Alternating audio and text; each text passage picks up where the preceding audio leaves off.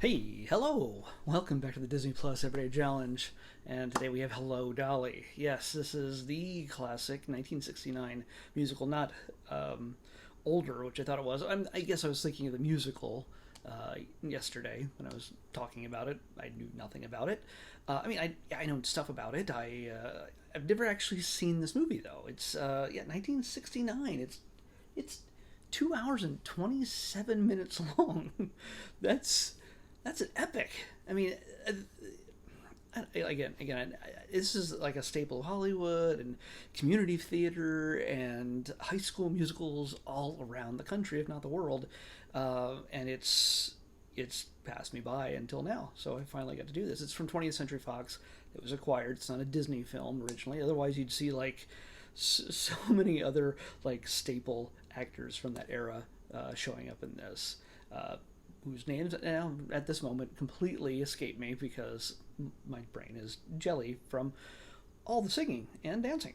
And even if you don't know Hello Dolly, odds are you've heard the music somewhere. I don't think I've ever seen a high school or community production of it, but I worked in a theme park way back when, and I guess they had show tunes playing in the background, and I'm sure they played a couple from here. I mean, just obviously the Hello Dolly, the title, which you don't get until really late in the film, which is understandable because it is a big production. I want to say there are no small productions, but there are. There's a few really small little moments, musical moments throughout this, but of course, the Hello Dolly sequence where she appears in the restaurant for the first time after being gone so long, and the waiters and the staff and the chefs and everybody else are enamored by her. Because, okay, let me give you an idea here. Dolly Levi is. She's a fixer, I guess. I don't know. She has connections everywhere. She hands out her business card to everyone for everything, for anything they may need. And it's really in the opening sequence that is very exaggeratedly driven home that if you need anything done, anyhow, especially matchmaking, you're going to call on Dolly. And yeah. So yeah, she's got all the hookups, all the connections, and she manipulates people like chess pieces to get what she wants. And yes, it's she does help a lot of people, gets them what they want, but in the very end, it is very much about what she wants. And she's not to get a real downer at all, but she's a fairly lonely woman. She lost her husband, and you get these small little emotional moments, a few little songs away from the people, and all the noise and bombastic moments and everything else, all the singing and dancing, and you get Barbara Streisand, who plays Dolly. Just ravishing in this, by the way. I don't think I've ever been more attracted to Barbara Streisand in my life, but this movie was made before I was born, so it's but she's astounding. Although I have to admit that what is her name? I gotta find her. Why can't I say? Oh, Marianne McAndrew plays Irene Malloy. There's something about her. She's alluring. She's quite alluring. I don't know. Anyway, I'll get to her later. But yeah, you see Dolly, and she makes her way into Yonkers, where there's a half millionaire, played by Walter Matthau, who is very much looking to get married, and he's looking to get married to this young thing, Molly Malloy, Irene Malloy, Molly Malloy, Irene Malloy. Molly Malloy sounds like a Leonard Skinner song, isn't that? I don't know. Or something Irish. I'm not sure. There's got to be an Irish drinking song about a Molly Malloy. Come on. Anyway, Walter Matthau, he's this gruff businessman who stingy with his money, stingy with his time, cruel and mean to his workers. He's a boss. He's just really bossy and controlling when it comes to his very young niece who wants to marry this gigantic 7 foot tall man. I don't know. He's this skinny, lanky dude, and he is literally he seems twice her height. It's crazy, and he forbids them from marrying, but yet he's off to get married himself in his late part of his life. He's 40. 40? Is Walter Matthau 40 in this film in 1969? Or is he just. Perspective is everything. I'm older than Walter Matthau is supposed to be in this film. So anyway, he's a very gruff gentleman, and he has a very distinct idea of what a woman should do and how she should be and how she should act, and especially if she's married to him. And well, Dolly is everything that he does not want, or he says that anyway. He is off to marry Irene Malloy, who runs a business, so they have one thing in common, but she is very much just wanting to marry him for his money. Yeah. She works in New York City, and that's where all the adventure takes place here, right off of 14th Street or somewhere around there. And yeah, it's that's the one going east to west. Not there's no 14th Avenue. No, it only goes to like 11. So anyway, on the Hudson. So yeah, yeah, you get what I'm saying. New Yorkers.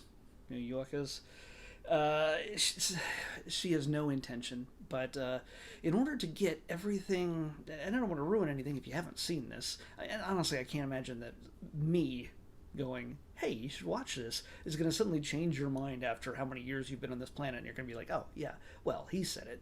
Now I'm going to watch Hello Dolly." But you know what? I'm going to say it. You should watch Hello Dolly. If you appreciate musicals, if you can. I mean, okay, maybe I'm speaking to the guys here. Maybe you don't like musicals. You know what? That's your loss, but this is a classic for a reason. And hey, by the way, directed by Gene Kelly. So when there's dancing going on here, who better to be directing than the man himself, Gene Kelly? He's a dancing machine. So yeah, there's a huge amount of pedigree in this film, and I know I'm jumping all over here. While it hits my brain, I'm saying these things out loud. Louis Armstrong makes a cameo appearance in this. He gets to sing along with Barbara in the Hello Dolly scene, and yeah, so it's a confluence of styles, and although her hair seems like it could have been 60s-ish,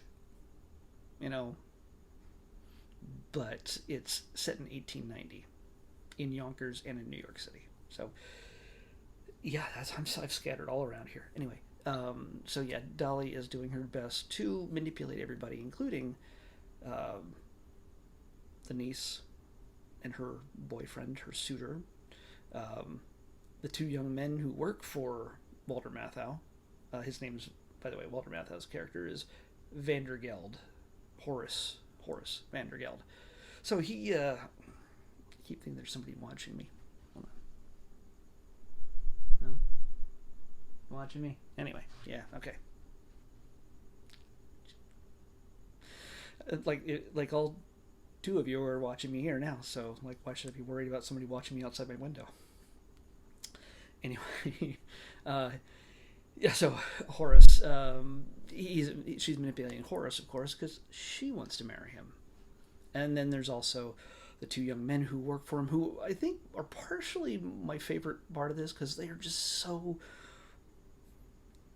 One's 28 3/4 old, and he's never been outside Yonkers. Yonkers is just up north of Manhattan Beach. Not Manhattan Beach, Manhattan.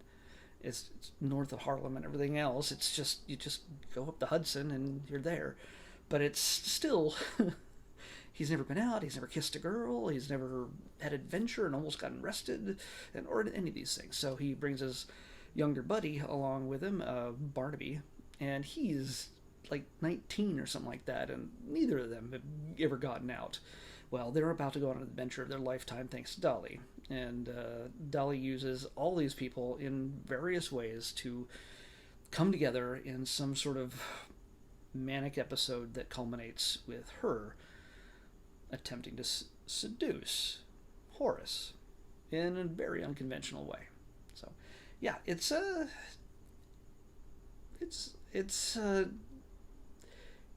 big, it's bombastic, and she sings at the top of her register. Seriously, she is just, I mean, Barbara Streisand.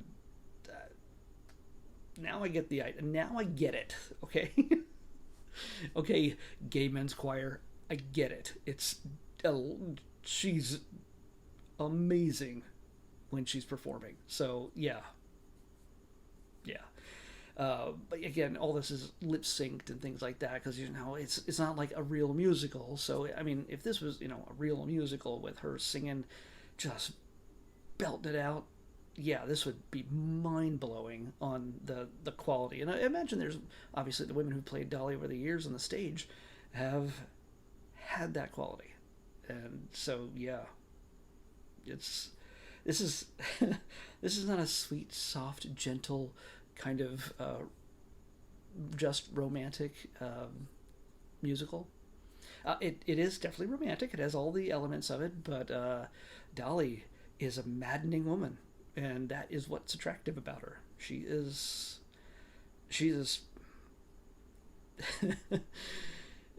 she talks a lot, kind of like I am now, but she talks fast, and she talks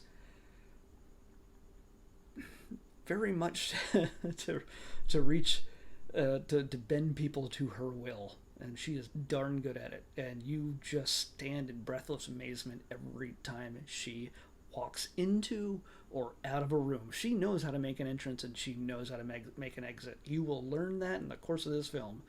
Nobody makes an entrance or an exit like Dolly Levi. So, but the great thing is she also is vulnerable. She's not just this crazy, bombastic, just force of nature. She is multi-layered, and that's kind of cool. That's kind of good to see that. So yeah, I really liked it. So I didn't expect to. I just figured, oh my god, 2.5 hours. Oh, I mean, the musical's sure an hour and a half, maybe 2 hours. Okay, 2.5. But yeah, I'm gonna go back to the guys. What's his name? Cornelius and Barnaby. The two of them, as they get to court some young women, which I'm not going to spoil, but you can probably figure it out. As they get to court some two young women, and you get to see they have some of the best lines in the film. They are genuinely funny, and they are great at physical comedy. Also, part of the dancing and singing part of the whole thing, and it's fantastic. Cornelius is Michael Crawford, and Danny Laughlin is Barnaby.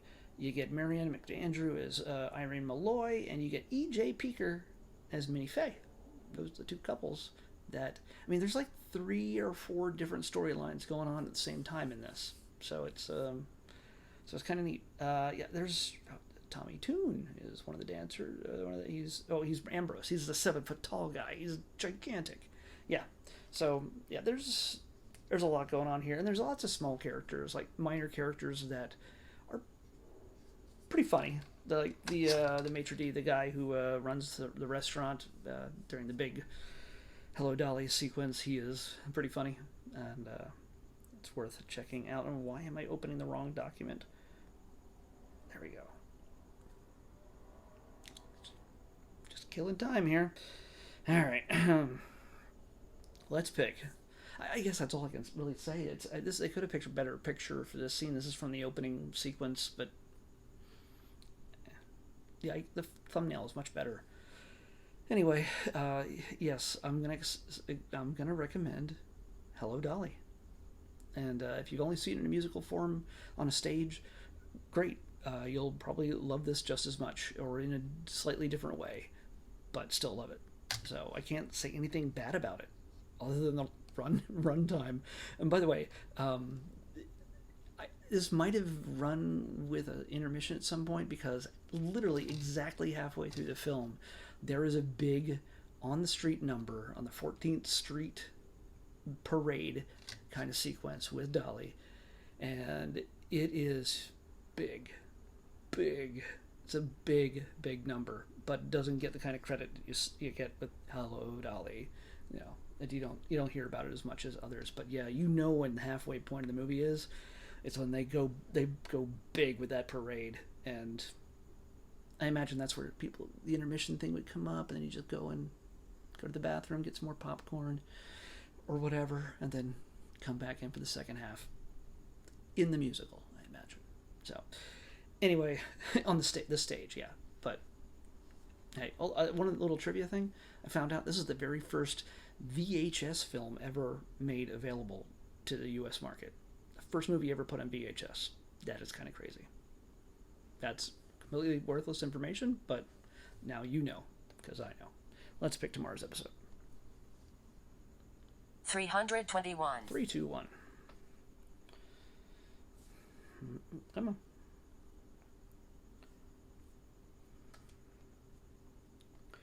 Three, two, one.